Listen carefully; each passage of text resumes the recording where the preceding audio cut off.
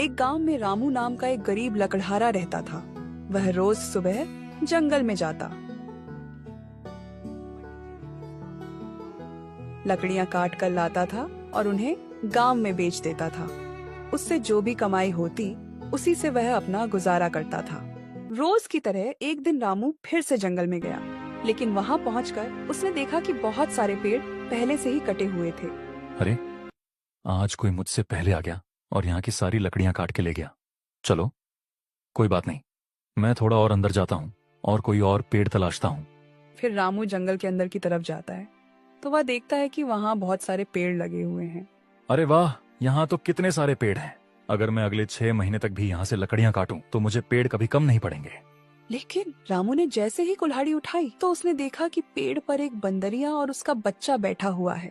हे भगवान, मैं ये क्या करने जा रहा था। अच्छा हुआ मैंने सही समय पर देख लिया, वरना आज मुझसे यह पाप हो जाता। अगर मैंने इस पेड़ को काट दिया तो वह बंदरिया और उसके बच्चे का घर टूट जाएगा। नहीं, मैं इस पेड़ को नहीं काटूंगा। शायद इस पेड़ पर बहुत सारे फल लगते हैं, इसलिए ये बंदरिया और उसका बच्चा यहीं पर रहते हैं। चलो, मैं आगे चलता हूँ और कोई और पेड़ देख लेता हूँ। रामू फिर जंगल में अंदर की तरफ चला जाता है और वहाँ से लकड़ियाँ काटकर गांव लेकर आ जाता है। रामू हर रोज जंगल में लकड़ियाँ काटने जाता था और कभी कभी तो वह बंदरिया और उसके बच्चे के लिए कुछ खाना भी लेकर जाया करता था। लेकिन एक दिन रामू लकड़ियाँ काटने के लिए जंगल में जाता है तो उसने देखा कि वहाँ के राजा का मंत्री 2 आदमियों के साथ आया हुआ है और उसी पेड़ को काट रहा था। तभी रामू उस मंत्री से कहता है, मंत्री जी, आप यह पेड़ क्यों काट रहे हैं?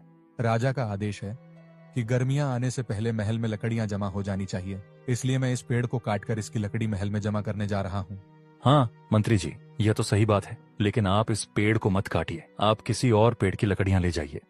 इस पेड़ के ऊपर एक बंदरिया और उसका बच्चा रहता है, ये उनका घर है। अगर आप इस पेड़ को काट दोगे तो वह बेचारे कहाँ जाएंगे? अरे तो क्या हुआ, यहाँ कितने सारे पेड़ हैं, वह किसी भी पेड़ पर चली जाएगी। अरे मंत्री जी, लेकिन आप यह पेड़ मत काटिए। देखो, मुझे गुस्सा मत दिलाओ। मैं क्या पूरे जंगल के पेड़ों की जांच करता फिरूं, कौन से पेड़ पर कौन सा पक्षी रहता है और कौन से पेड़ पर कौन सा जानवर रहता है। एक पेड़ कटेगा तो दूसरे पेड़ पर अपने आप चले जाएंगे। मैं क्या जंगल के सारे पेड़ों की छानबीन करता फिरूं? चले जाओ यहाँ से, वरना सिपाहियों को आदेश देकर तुम्हें जेल में डलवा दिया जाएगा। रामू हालात के आगे मजबूर था। वह मंत्री का कुछ नहीं कर सकता था, इसलिए वह चुपचाप जंगल में आगे की तरफ निकल जाता है। फिर जब रामू दोपहर को लकड़ियां काट के जंगल से वापस आ रहा था, तब उसने देखा कि मंत्री ने वह पूरा पेड़ कटवा दिया था। तभी रामू की नजर पेड़ के नीचे दबी हुई बंदरिया और उसके बच्चे पर पड़ी। वह बंदरिया उस पेड़ के नीचे थी और उसकी मौत हो चुकी थी, लेकिन किस्मत से उसका बच्चा जीवित था।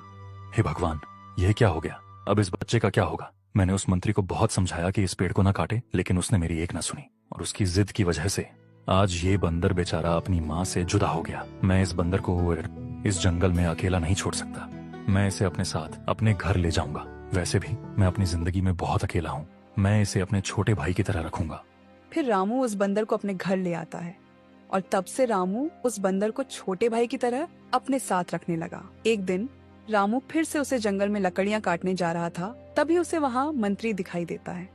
मंत्री उससे बोला, उस दिन जो पेड़ काटा था उस पर वह बंदरिया थी और उसका बच्चा भी था। वह बंदरिया तो उस वक्त मर गई थी, लेकिन शायद उसका बच्चा जीवित था और वे अभी मुझे कहीं दिखाई नहीं दे रहा है। क्या तुम उसे अपने घर ले गए थे? तुम खुद तो अपना पेट पाल नहीं सकते, बंदर को क्या खिलाओगे? हाँ मंत्री जी, मैं उस बंदर के बच्चे को अपने घर ले गया था। मैंने आपको बहुत समझाया कि वह पेड़ न काटो, लेकिन आपने मेरी एक न सुनी और आपकी वजह से एक बच्चा अपनी माँ से जुदा हो गया। आप उसकी माँ के हत्यारे हो। अगर मैं उस बंदर के बच्चे को अपने घर न लाता तो जंगल के जंगली जानवर उसे खा जाते। हाँ, तू तो बहुत बड़ा दयावान है। सारी दुनिया की इंसानियत और अच्छाई का ठेका तो तूने ही लेकर रखा है। मंत्री जी, मैं आपसे एक विनती करता हूँ, अगली बार आप कोई भी पेड़ काटो तो उस पर देख लिया करो कि किसी पक्षी का या फिर किसी जानवर का बसेरा तो नहीं है। अरे अब मुझे जंगल के अंदर पेड़ काटने से पहले पेड़ की जांच पड़ताल भी करनी पड़ेगी। तू क्या चाहता है, मैं हर एक पेड़ के पास जाकर देखूं कि उस पर कोई रहता तो नहीं है? अगर कोई रहता है तो उसे बोलूं, भाई साहब आप किसी और पेड़ पर चले जाओ, मुझे ये पेड़ काटना है। अब तू मुझे सिखाएगा? देख रामू, मैं राजा की नजर से बचकर जंगल के पेड़ को काटता हूँ और उसकी लकड़ियों की तस्करी भी करता हूँ। और उस दिन मैंने जो पेड़ काटा था उसकी लकड़ी अभी मैं किसी और राज्य में जाकर बेच दूंगा,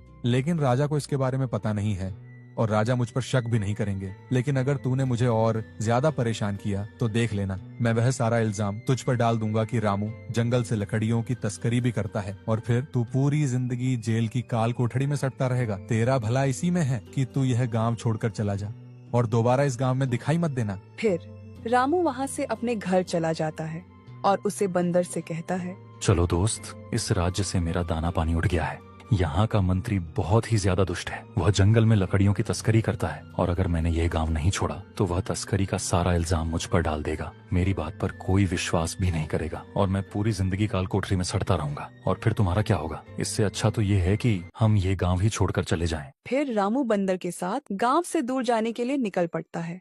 फिर रामू दूसरे राज्य में काम ढूंढने के लिए डर डर की ठोकरें खा रहा था।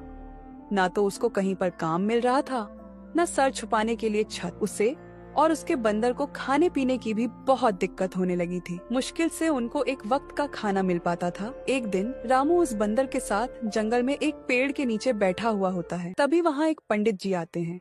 पुत्र, तुम इस बंदर को लेकर इस जंगल में इस तरह से क्यों बैठे हो?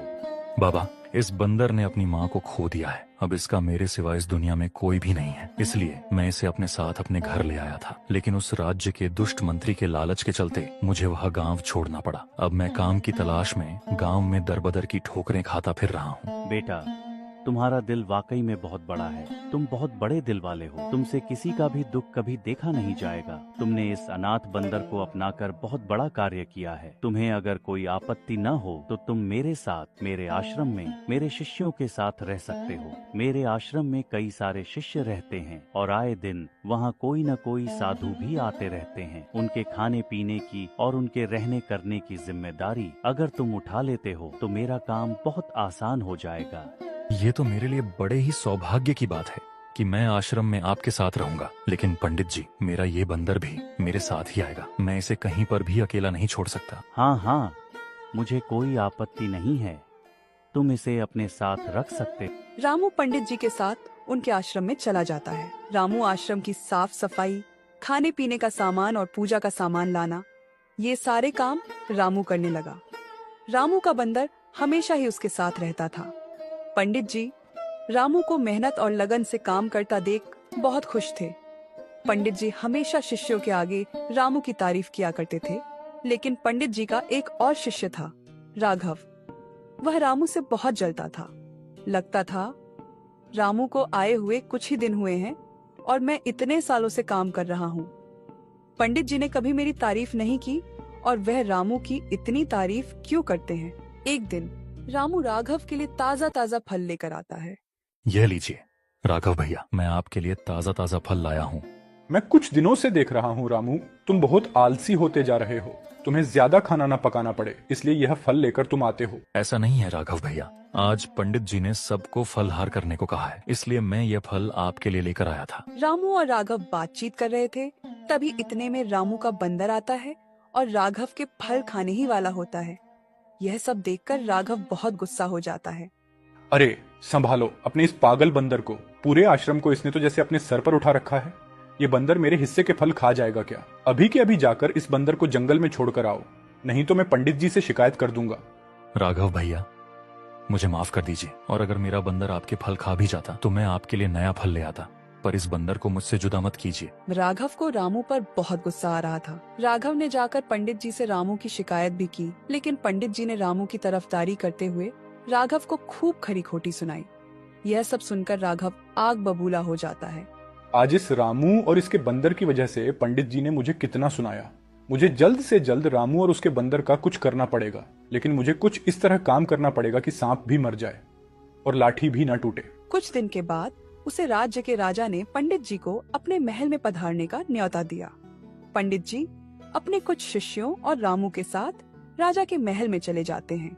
राजा ने उन सब की अच्छे से खातिरदारी की और एक दिन रहने के बाद पंडित जी और उनके शिष्य वापस लौट जाते हैं।